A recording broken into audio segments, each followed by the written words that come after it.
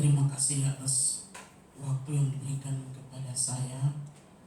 Mungkin saya harus perkenalkan nama saya Mariago. Saya dari Dogiai biasa dipanggil dalam setiap kegiatan sebagai tokoh perempuan. Lalu identitas saya sendiri, saya pegawai negeri sipil. Pada saat ini masih menjabat sebagai kepala bidang UKM, usaha kecil dan menengah di Dinas Koperasi dan UKM Kabupaten Dogiai.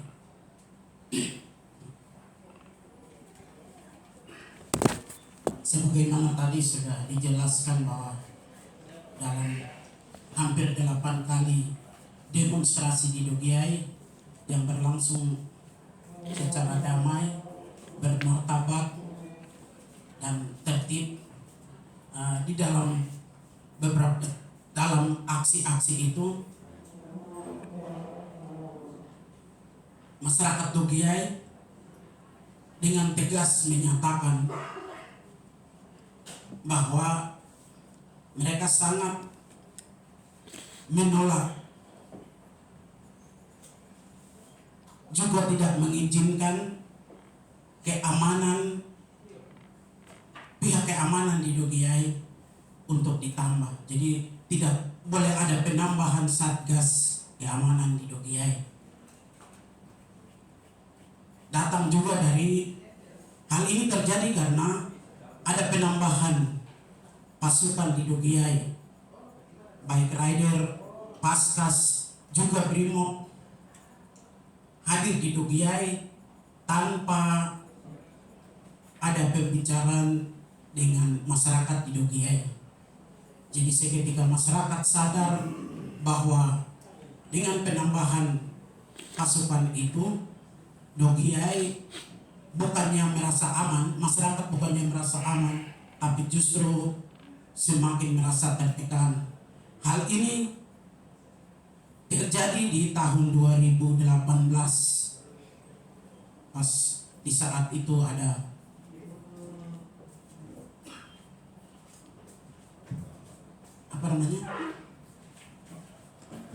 di 2018 yang orang jalan ambil pisau, sweeping. Jadi sweeping tanpa pemberitahuan, begitu. Sweeping tanpa pemberitahuan kepada masyarakat.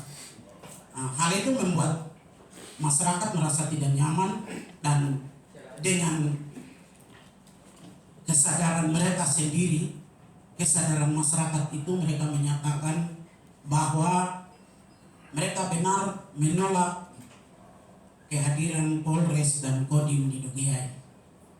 Saya sebagai perempuan, juga sebagai mama, benar merasakan apa yang dirasakan oleh anak-anak muda setelah kehadiran itu. Seketika mungkin mereka ada berjalan saja, mereka merasa tidak nyaman. Gaya mereka berjalan dengan mungkin pakaian seadanya, atau dengan gaya mereka seadanya, mereka dianggap bahwa mereka ini menodai kota atau kenyamanan begitu. Jadi saya benar-benar merasakan itu yang pertama. Lalu yang kedua, justru kehadiran pasukan itu menambah kematian para pemuda karena miras. Jadi terjadi beberapa kali kematian secara bersama di beberapa tempat, dan pada saat itu setelah diselidiki, justru miras itu bukan datang dari pedagang, tapi bahwa miras itu dijual oleh TNI dan Polri.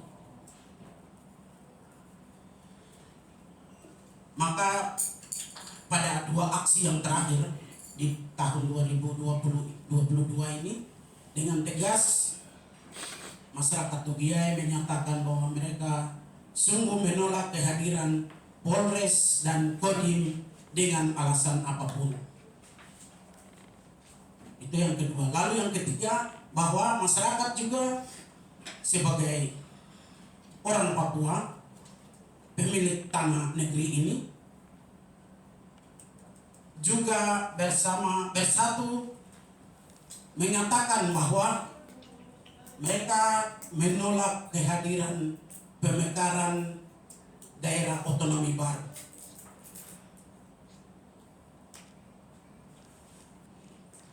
Mereka menolak pemekaran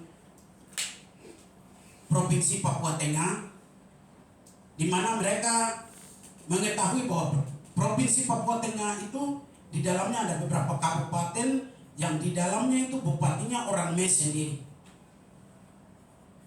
Mereka menolak kehadiran itu karena banyak juga pemuda yang sudah selesai sarjana, tapi setelah 14 tahun berjalan pemekaran Dogiai sampai saat ini masih juga menganggur.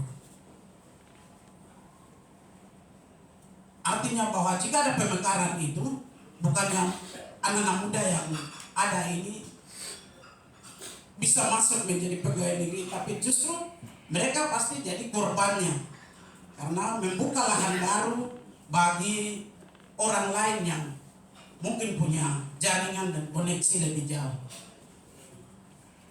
Lalu yang keempat itu masyarakat Dogiai, karena selama 20 tahun otonomi khusus berjalan, sedikit pun mereka tidak merasakan. Kalau soal otonomi khusus, saya sebagai pegawai negeri, dan ketika saya diangkat sebagai pegawai negeri, saya ditempatkan di dinas pekerjaan umum. Selama itu saya merasakan bahwa kalau dibilang dana otonomi khusus itu diturunkan untuk infrastruktur, mungkin infrastruktur untuk orang lain, bukan untuk kami pegawai negeri yang orang asli, mungkin juga bukan pegawai negeri yang mereka sudah punya jabatan, tapi mungkin diturunkan untuk orang lain. Dan apalagi masyarakat, setelah masyarakat itu sadar bahwa mereka tidak pernah tahu tentang otonomi khusus itu apa, dan mereka menyatakan secara damai pada tahun 2020 dengan merentangkan kain sekitar 30 meter, mereka menandatangani untuk menolak dan meminta untuk mencabut Undang-Undang Otonomi Khusus tahun 2001. Demikian pernyataan saya sebagai tokoh perempuan. Terima kasih kepada tokoh perempuan.